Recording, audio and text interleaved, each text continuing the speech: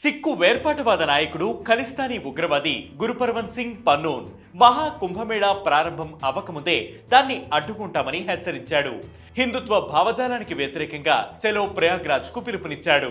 లక్నో, ప్రయాగ్రాజ్లోని విమానాశ్రయాల్లో ఖలిస్తానీ, కశ్మీరీ జెండాలను ఎగురవేయాలని ఆయన మద్దతుదారులను కోరాడు.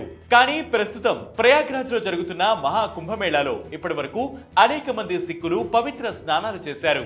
అక్కడున్న మొత్తం 14 అఖాడాల్లో నిర్మల్ అఖాడా, బడా ఉదాసీన్ అఖాడా, నయా ఉదాసీన్ అఖాడాలు సిక్కు మతానికి సంబంధించినవి.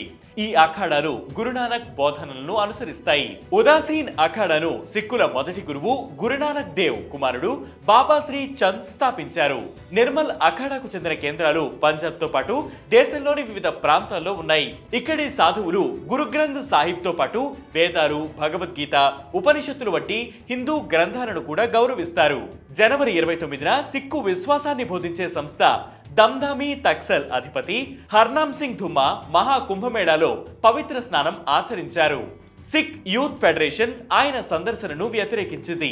అయితే సిక్కు మత గురువులు కూడా ప్రయాగ్రాజ్, కాశీని సందర్శించాలని దుమ్మా అన్నారు. ఇక పంజాబ్, హర్యానా మరియు దేశంలోని ఇతర ప్రాంతాల నుండి చాలా మంది సిక్కులు అఖాడాలను సందర్శించాలని, సిక్కు అఖాడాల చరిత్రను అర్థం చేసుకోవాల్సిన అవసరం ఉందని నామ్ధారీ శాఖకు చెందిన సుభా అమ్రిక్ సింగ్ అన్నారు. గత సంవత్సరం అయోధ్యలో జరిగిన ప్రాణప్రతిష్ఠ వేడుకలో చేసినట్లుగానే ఇప్పుడు జనవరి 13 నుంచి ఫిబ్రవరి 6 వరకు మహా కుంభమేళాలో సిక్కులు లంగర్ ను నిర్వహించాలని ఆయన వెల్లడించారు.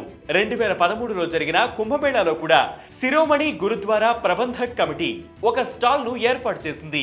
హిందీ మరియు పంజాబీ భాషలో సిక్కు మతానికి సంబంధించిన పుస్తకాలు, ఫోటోలను అందులో ప్రదర్శించింది.